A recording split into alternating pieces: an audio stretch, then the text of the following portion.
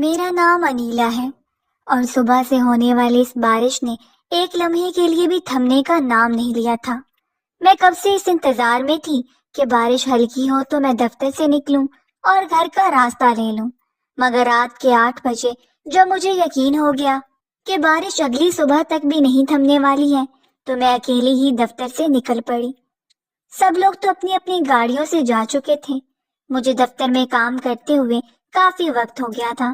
پھر کچھ وقت میں نے بارش رکنے کے انتظار میں نکال دیا۔ 8 بجے کے قریب جب اندھیرا پوری طرح پھیل گیا اور بار بار گھر سے فون آنے لگا تو مجھے بھی پریشانی ہونے لگی اور کوئی راستہ نہ بچا۔ میں نے اپنی ماں سے کہہ دیا کہ بس میں کچھ ہی دیر میں دفتر سے نکل رہی ہوں، آپ پریشان نہ ہوں، میرے فون کی بھی چارجنگ نہیں ہے۔ ماں پریشانی کے عالم میں پوچھ رہی تھی کہ اتنی بارش میں کیسے آؤ گی؟ میں کہنے لگی، اماں کوئی نہ کوئی گاڑی مل ہی جائے گی، رکشا یا ٹیکسی، جو بھی ملا بس میں سیدھی گھر آ جاؤں گی۔ میں نے یہ کہہ کر فون بند کر دیا، فائل سر پر رکھ کر نکل پڑی، جیسے وہ کوئی فائل نہ ہو بلکہ کوئی چھتری ہو۔ کچھ ہی دیر میں آڑی تھرچی بارش نے میرے پورے وجود کو مکمل طور پر بھگو دیا۔ جنوری کی شدید سردی کی یہ طوفانی بارش جس نے ہر طرف جل تھل کر دی تھی، یوں لگ رہا تھا جیسے گھر جاتے جاتے میری کلفی جم جائے گی۔ سامنے کا منظر بارش کی وجہ سے نظر ہی نہیں آ رہا تھا اور اب تو مجھے بہت زیادہ اپنے اوپر غصہ آ رہا تھا کہ میں اندھیرا چھانے سے پہلے کیوں نہ نکل گئی۔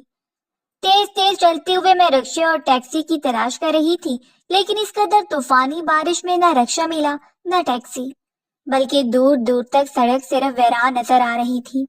مجھے بہت زیادہ افسوس ہو رہا تھا، پیچھے دفتر میں بھی کوئی ایسا نہیں تھا جس سے وہ مدد مانگتی۔ ایسے میں تیز تیز قدم اٹھاتی دعائیں پڑھنے لگی۔ جتنی دعائیں یاد تھی سب میرے لبوں پر آ گئیں۔ 10 میں آیت الکرسی کا مسلسل ورد کرتی رہی، تیز تیز قدموں سے چل رہی تھی، لیکن اس بارش میں قدم اٹھانا بھی مشکل تھا۔ نہ گرہوں کا پتہ چلتا تھا نہ کیچڑ کا۔ اتنے میں اچانک ہی ایک گاڑی آ کر میرے انتہائی قریب رک گئی۔ میری سانس تھم سی گئی۔ یہ تو میں نے سوچا ہی نہیں تھا کہ اگر اس طوفانی بارش میں کچھ ایسا ویسا ہو گیا تو، لیکن اب جب وہ گاڑی بالکل میرے قریب آ کر رک گئی تو میرا سانس بھی رک گیا۔ گاڑی کا دروازہ کھلا، ڈرائیونگ سیٹ پر بیٹھا شخص مجھے نظر آنے لگا۔ اس کے چہرے پر نظر پڑتے ہی میں نے گہرا سانس لیا۔ وہ کوئی اور نہیں بلکہ میرے مالک رحمان احمد تھے۔ بلیک پینٹ کوٹ پہنے، سلور فریم کا خوبصورت چشمہ لگائے، وہ میری جانب دیکھ رہے تھے۔ پھر انہوں نے مجھے گاڑی میں بیٹھنے کا اشارہ کیا تو میں کچھ گھبراہٹ کا شکار ہو گئی۔ وہ سختی سے کہنے لگے، جلدی آؤ۔ میرے پاس اور کوئی چارہ بھی نہیں تھا، اس لیے میں گاڑی میں بیٹھ گئی۔ میرا بھیگا ہوا لباس گاڑی کی سیٹ کو بھی بھگو گیا تھا۔ میرے کپڑوں سے متواتر پانی ٹپک رہا تھا۔ لباس بھیگ جانے کی وجہ سے میری خوبصورتی کو عیاں کر رہا تھا۔ میں نے اپنے دوپٹے کو ٹھیک کیا، فائل گود میں رکھتی اپنی انگلیوں کو مروڑنے لگی۔ اس قدر اندھیرے میں اتنی بارش میں کہاں جا رہی ہیں؟ مالک کی بات سن کر مجھے اس بے مقصد سوال کا کوئی مطلب سمجھ میں نہیں آیا۔ یہ بھی بھلا کوئی بات پوچھنے کی تھی؟ مالک نے مجھے سر سے پاؤں تک دیکھا۔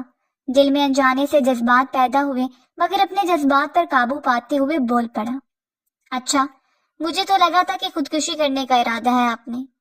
آپ کی بار میں کچھ جھنجھلا گئی۔ اتنی شدید بارش، اتنا اندھیرا، آپ کو کچھ اندازہ بھی ہے کہ کیا کچھ ہو سکتا تھا آپ کے ساتھ؟ مالک نے گاڑی ڈرائیو کرتے ہوئے مجھے سخت لہجے میں ڈانٹا۔ معذرت چاہتی ہوں، اصل میں وقت کا اندازہ نہیں ہوا۔ میں کام میں اتنی مگن تھی کہ وقت کا پتہ نہ چلا۔ جب کام سے فارغ ہوئی تو احساس ہوا کہ بارش تو ہلکی ہوئی ہی نہیں ہے، سب لوگ جا چکے ہیں۔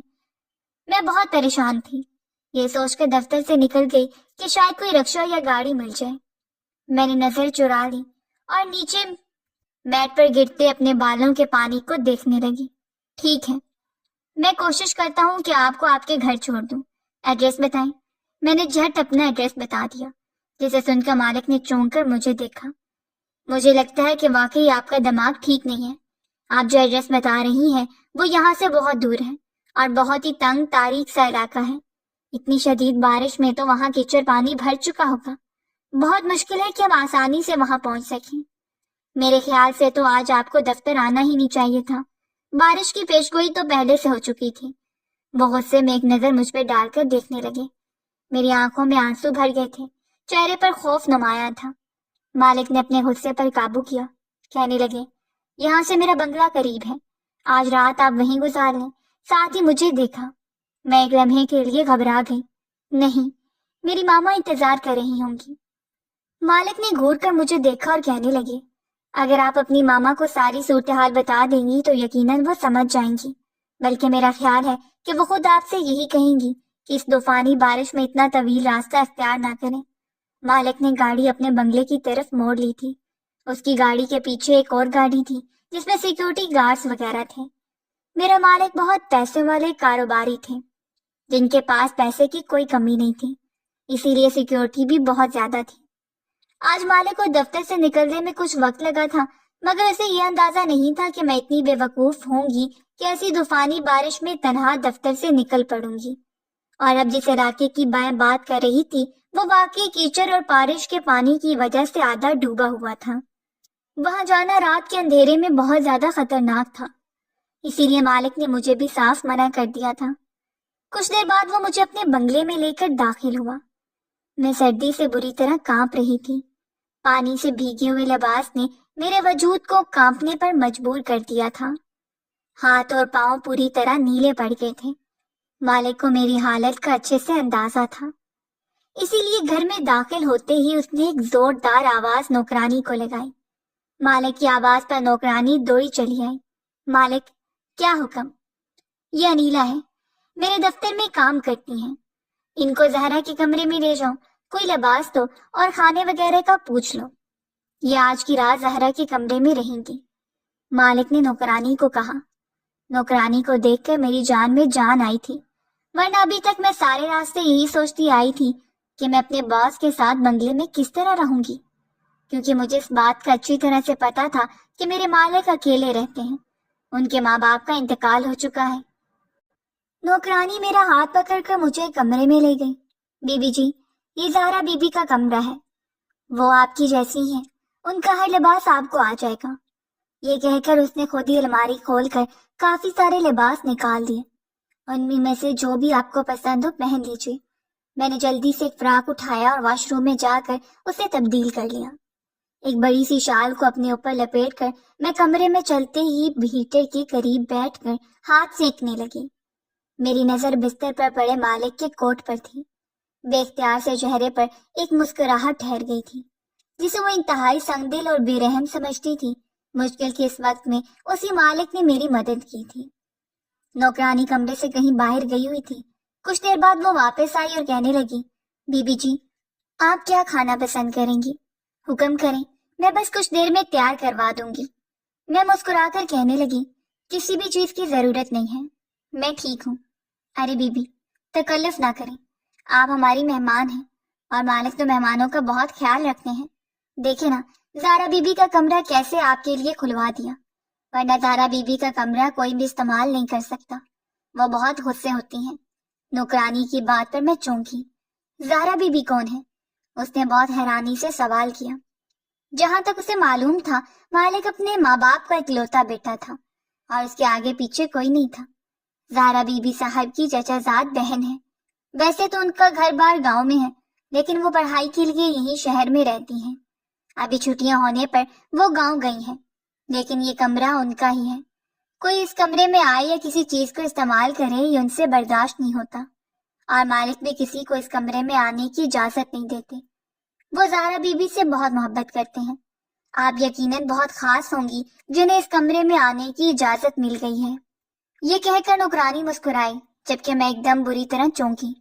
مالک کی زندگی میں کوئی لڑکی بھی ہے، یہ بات جانے کیوں مجھے اس پہر بہت بری لگی تھی۔ حالانکہ میرا مالک سے کوئی تعلق نہیں تھا، نہ کوئی دلی وابستگی تھی، بس دفتر کی حد تک ملاقات تھی۔ مگر زہرا کا نام آنے پر دل میں ایک آگ سی سلگ اٹھی تھی، مگر اپنے آپ پر قابو پاتے ہوئے میں کہنے لگی، ایسی کوئی بات نہیں، بس دفتر سے واپسی پر مجھے گاڑی نہیں ملی، بارش کی وجہ سے میں بھیگ رہی تھی تو مالک نے مجھ سے ہمدردی کر لی۔ میں نے شرمندگی سے صفائی دی۔ میری بات پر نوکرانی سر ہلانے لگی، پھر وہ خود ہی میرے لیے بہت کچھ کھانے کو لے آئی۔ تھوڑا بہت ہی میں نے کچھ کھایا تھا، مجھے تو بس صبح کا انتظار تھا۔ اپنی ماں کو فون کر کے میں بتا چکی تھی کہ میں صبح لوٹوں گی۔ میری ماں کو بھی تسلی ہو گئی تھی۔ رات کے 2 بجے کے قریب مجھے بے چینی سی ہونے لگی۔ انجان جگہ، نیا کمرہ، نیند تو نہیں آنی تھی۔ نرم بستر پر کبھی دائیں کبھی بائیں کروٹ بدل رہی تھی۔ بیڈ پر ڈبل میٹرس بچھا ہوا تھا جس پر میں پہلی بار لیٹی تھی۔ کچھ دیر تک میں ایسے ہی بیٹھی رہی، پھر میں نے کمرے سے باہر نکل آئی۔ چاروں طرف سناٹا تھا۔ اتنا بڑا بنگلہ میں نے آج سے پہلے کبھی نہیں دیکھا تھا۔ میں یوں ہی دھیرے دھیرے قدم اٹھاتی پہلے نیچے کے حصے میں گھومتی رہی، پھر سیڑھیاں چڑھ کر اوپر والے حصے میں پہنچ گئی۔ ایک کمرے کے دروازے پر پہنچ کر میرے قدم رک گئے، کیونکہ وہی کمرہ تھا جس کے اندر روشنی جل رہی تھی اور پیانو بجنے کی آواز آ رہی تھی۔ کوئی بہت مٹھاس کا دھن بجا رہا تھا۔ میں وہیں جم کر کھڑی ہو گئی۔ پھر پیانو کی آواز بند ہوئی تو میں نے پلٹنے کا ارادہ کیا، لیکن اتنے میں اس کمرے کا دروازہ کھل گیا اور میری نظر سامنے کھڑے شخص پر ٹھہر سی گئی۔ سفید شلوار قمیض میں وہ بالکل مختلف لگ رہا تھا، دل کے تاروں کو چھلکتا ہوا کوئی خوبصورت شہزادہ جو کسی بھی لڑکی کے خوابوں کا شہزادہ ہوتا ہے۔ میں جیسے پلک چبکنا ہی بھول گئی۔ دوسری طرف برابر کی آگ تو مالک کے دل میں بھی جل اٹھی تھی۔ وہ غور سے مجھے دیکھ رہا تھا۔ کچھ لمحے خاموشی سے گزر گئے۔ ان اٹھی ہوئی آنکھوں میں ہم دونوں نے ایک انجان سفر طے کر لیا تھا۔ پھر کچھ دیر بعد مالک نے مجھ سے پوچھا، سب خیریت تو ہے؟ آپ آرام نہیں کریں کیا؟ کوئی تکلیف ہے؟ میں نے نوکرانی سے بھی کہا تھا کہ آپ کا خاص خیال رکھیں۔ نہیں، ایسی کوئی بات نہیں، میں تو بس پیانو کی آواز پر یہاں چلی آئی تھی۔ آپ بہت اچھا پیانو بجاتے ہیں۔ بے اختیار ہی میں نے تعریف کی۔ میری ماں بہت اچھی پیانو بجاتی تھی، میں نے بھی انہی سے سیکھا ہے۔ جب کبھی ان کی یاد آتی ہے تو اس کمرے میں آ جاتا ہوں۔ یہ دراصل میری ماں جی کا کمرہ ہے۔ مالک نے آہستہ سے اپنی ماں جی کا ذکر کیا۔ ایک پل میں ہی مجھے محسوس ہو گیا تھا کہ وہ اپنی ماں کو یاد کر کے اداس ہو گئے ہیں۔ اس سے پہلے کہ مزید کچھ بات ہوتی، اچانک ہی دروازے کھڑکیاں زور زور سے بجنے لگے۔ ہوا کے تیز تھپیڑے پردوں کو پوری طرح اڑا چکے تھے۔ خوف کے مارے میری حالت بری ہو گئی تھی۔ میں نے تیزی سے آگے بڑھ کر مالک کے بازو تھام لیا۔ بجلی زور سے کڑک رہی تھی، لگتا ہے آج ہی ساری بارش ہو جائے گی۔ میری حالت دیکھ کر مالک کے چہرے پر مسکراہٹ آ گئی۔ مالک نے آہستہ آہستہ میرا ہاتھ پکڑا اور کہنے لگا، پریشان نہ ہو، صبح تک سب کچھ ٹھیک ہو جائے گا۔ مجھ میں ہمت نہیں تھی کہ مالک کا ہاتھ چھڑواتی یا واپس اپنے کمرے میں جاتی۔ میں پریشانی کے عالم میں یہاں وہاں دیکھنے لگی۔ مالک مجھے خود ہاتھ سے پکڑ کر اپنی ماں کے کمرے میں لے گیا، جہاں ایک طرف پیانو تھا اور دوسری طرف بیڈ کے سامنے کی دیوار پر ایک مرد اور عورت کے ساتھ ایک بچے کی تصویر تھی۔ مجھے سمجھنے میں وقت نہ لگا کہ یہ مالک کے والدین تھے۔ مالک نے مجھے بیڈ پر بٹھایا، اپنا ہاتھ چھڑواتے ہوئے کہنے لگا، آپ کے ناخنوں نے بڑے گہرے زخم کر دیے ہیں۔ مالک کی بات پر میں نے چونک کر دیکھا تو مالک کی کلائی پر واقعی میرے ناخنوں سے نشان پڑ گئے تھے۔ میں شرمندگی سے معذرت کرنے لگی۔ مالک نے مسکرا کر میری معذرت کو قبول کیا۔ آپ یہاں آرام سے سو جائیں، صبح میں خود آپ کو آپ کے گھر بھیج دوں گا۔ وہ مجھے نرمی سے سمجھانے لگا، کیونکہ میرے چہرے کا خوف مالک کو واضح نظر آ رہا تھا۔ میں نے انکار میں سر ہلایا اور جلدی سے کھڑی ہو گئی۔ مجھے ڈر لگ رہا ہے، میں اکیلی نہیں رہ سکتی۔ مالک نے گہری سانس بھری اور کہنے لگا، نوکرانی بھی سرونٹ کوارٹر میں واپس جا چکی ہیں اور کوارٹر سے یہاں تک کا پیدل راستہ 5 منٹ سے زیادہ کا ہے۔ بارش بہت زیادہ بڑھ گئی ہے، اس لیے اس وقت میں انہیں واپس نہیں بلا سکتا۔ مجھے لگا تھا کہ آپ کمرے میں سو گئی ہوں گی، اس لیے میں نے انہیں بھیج دیا۔ آپ یہاں بیٹھ جائیں نا۔ میں نے مجبوری میں مالک کو ہی کمرے میں رکنے کی اجازت دے دی۔ وہ حیرت سے میرا چہرہ دیکھنے لگا، پھر کرسی پر بیٹھ گیا۔ ٹھیک ہے، میں یہیں بیٹھتا ہوں، آپ آرام کریں۔ مالک نے کرسی پر بیٹھتے اپنی آنکھیں بند کر لی تھیں تاکہ میں سکون سے بستر پر لیٹ جاؤں، لیکن میں اس قدر بے چین اور پریشان تھی کہ بس ایک کونے سے بیڈ پر ٹیک لگا کر بیٹھ گئی۔ میری نظریں مالک کے چہرے پر جمی تھیں۔ اس کی چوڑی پیشانی اور اونچا ناک اسے خوبصورت ہونے کے ساتھ ساتھ مغرور بھی بنا رہے تھے۔ 2 گھنٹے ایسے ہی گزر۔ مالک کو شاید نیند آ گئی تھی کہ اچانک ہی بادل اتنی زور سے گرجے کہ میری چیخ نکل گئی۔ میں دوڑ کر مالک کے پاس پہنچ گئی۔ میرا بس چلتا تو ایک بار پھر سے مالک کے ہاتھوں کو مضبوطی سے پکڑ لیتی، لیکن اس بار میں نے ایسا کچھ نہیں کیا۔ البتہ میری چیخ پر مالک نے آنکھیں کھول کر مجھے دیکھا تھا۔ میں بری طرح کپ کپا رہی تھی۔ مالک نے آہستہ آہستہ اٹھ کر اپنی شال اتار کر میرے کندھے پر ڈال دی اور مجھے دوبارہ بیڈ تک لے آئے۔ کیوں اس قدر خوف زدہ ہو؟ بجلی کڑک رہی ہے، بارش ہو رہی ہے، یہ سب نارمل سی باتیں ہیں، اس پر اتنا خوف زدہ کیوں ہو؟ وہ میرے اتنے قریب تھے کہ میں اس کی سانسوں کی گرمی کو بہت قریب سے محسوس کر پا رہی تھی۔ پھر میں نے اسے آہستہ سے بتا دیا کہ میں اس قدر خوف زدہ کیوں تھی۔ اس شہر میں آنے سے پہلے جب میں چھوٹی تھی تب ہم لوگ ایک گاؤں میں رہائش پذیر تھے، اور اس گاؤں میں بجلی گرنے کی وجہ سے میرے خاندان کے بہت سے لوگ اس دنیا سے چلے گئے تھے۔ یہی وجہ تھی کہ مجھے بجلی کے کڑکنے کی آواز سے بہت خوف آتا تھا۔ بچپن کی خوفناک یادیں مجھے اپنے حصار میں گھیرے ہوئے تھی، اور آج بھی میں اسی حصار میں تھی۔ یہ سن کر مجھے بہت افسوس ہوا۔ مجھے آہستہ آہستہ بستر پر لٹایا اور خود میرے سرہانے بیٹھ گیا۔ اس پل مجھے مالک کی قربت بالکل بری نہیں لگ رہی تھی، بلکہ مالک کی موجودگی میں مجھے تھوڑا سا حوصلہ ملا تھا۔ میں اس قدر تھکی ہوئی تھی کہ میری آنکھیں بند ہو گئی تھیں۔ اس کے بعد مجھے بہت گہری نیند آئی۔ صبح آنکھ کھلی تو مالک کا ڈرائیور مجھے گھر چھوڑ آیا۔ نوکرانی اصرار کرنے لگی کہ آپ ناشتہ کر کے جائیں، مگر مجھے تو اپنی ماں کی فکر ہو رہی تھی۔ سڑکیں پانی میں ڈوب چکی تھیں، ہر طرف پانی تھا۔ مجھے دیکھتے میری ماں گلے سے لگ گئی۔ بہت فکر ہو رہی تھی مجھے تمہاری۔ خدا کا شکر ہے کہ تمہارے مالک نے تمہاری اتنی مدد کر دی، ورنہ نہ جانے کیا ہوتا۔ میں اپنی ماں کے گلے سے لگ کر مالک کے بارے میں ہی سوچ رہی تھی۔ مجھے آج بھی وہ دن یاد تھا جب میں پہلی بار دفتر گئی تھی۔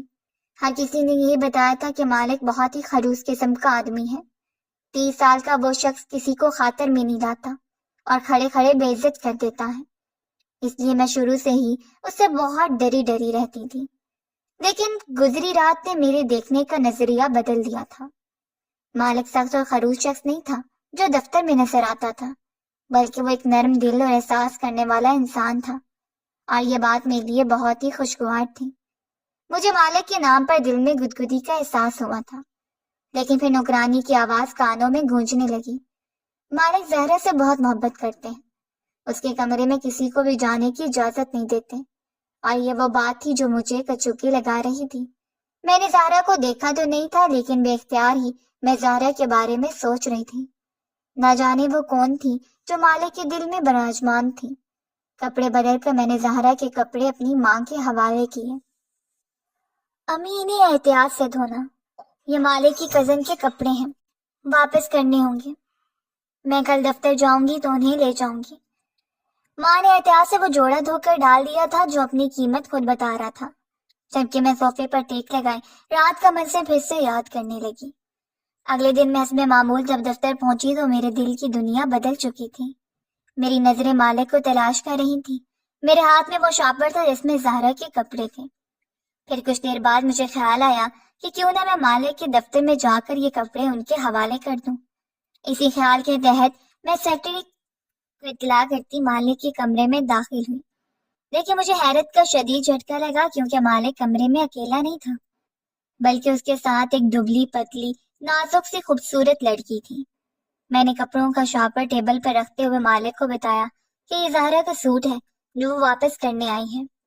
اس سے پہلے کہ مالک کچھ کہتا، اس نازک خوبصورت لڑکی نے شاپر اٹھا کر زمین پر مارا اور ہاتھ اٹھا کر مجھے سخت لہجے میں کہا، اس رات تو تم میرے کمرے میں داخل ہو گئی، لیکن اگر آئندہ قدم رکھا تو میں جان لے لوں گی۔ تمہیں یہ حق کس نے دیا کہ تم میرے کپڑے پہنو، اور اب اتنی ہمت کہ تم اپنی اترن مجھے واپس کرنے آ گئی؟ اٹھاؤ یہ جوڑا اور یہاں سے دفع ہو جاؤ۔ تمہیں کیا لگتا ہے میں زہرا احمد تمہاری اترن پہنے گی؟ زہرا غرور کی دیوی بنی ہوئی تھی۔ میرے چہرے پر ایک رنگ آ کر گزر گیا۔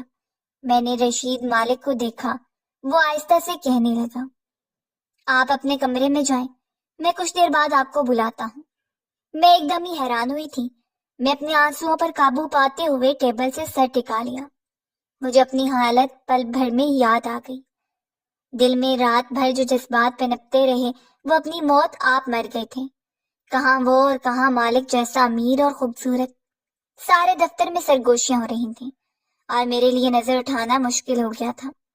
اس سے پہلے کہ میں چھٹی لے کر واپس گھر کے لیے روانہ ہوتی، زہرا میرے کمرے میں آ کر میرے سر پر کھڑی ہو گئی، اور اس کے آگے جو کچھ زہرا نے کہا وہ سن کر میری آنکھوں کے آگے اندھیرا چھا گیا تھا۔ زہرا مجھ سے سخت لہجے میں پوچھ رہی تھی کہ اس رات میں نے کس طرح مالک کو اپنے جال میں پھنسا لیا، اور وہ اپنے مالک کو پھنسانے کے لیے کس حد تک نیچے گری ہے۔ یہ سن کر مجھے لگا کہ میرے سر پر چھت آ گئی ہو، کاندھوں پر کسی نے بھاری بوجھ ڈال دیا ہو۔ میں نے ایک نظر سارے دفتر پر ڈالی، سب میری طرف دیکھ رہے تھے۔ میرے دامن پر جو داغ لگنے والا تھا وہ انتہائی سیاہ تھا۔ مالک کو پھنسانے والی ایک مڈل کلاس لالچی اور بدکردار لڑکی، یہ الزام سن کے میں نے نوکری چھوڑ دی، مگر اگلے دن ہی مالک گھر آیا اور میری ماں سے بات کی اور میرا رشتہ اپنے لیے مانگ لیا۔ مجھے لگا مالک زہرا سے محبت کرتا تھا، مگر مالک نے مجھے بتایا کہ وہ زہرا کو اپنی چھوٹی بہن کی طرح سمجھتا ہے، اس لیے میں اس شادی کے لیے ہاں کہتی، جبکہ زہرا روٹھ کر اپنے گھر چلی گئی۔ اب میں بے فکر تھی، کیونکہ مجھے پتہ چل چکا تھا کہ میرے مالک کے دل میں ہی میں ہی بستی تھی، اور یہی وجہ تھی کہ آج میں عزت سے مالک کی بیوی بن کر جی رہی تھی۔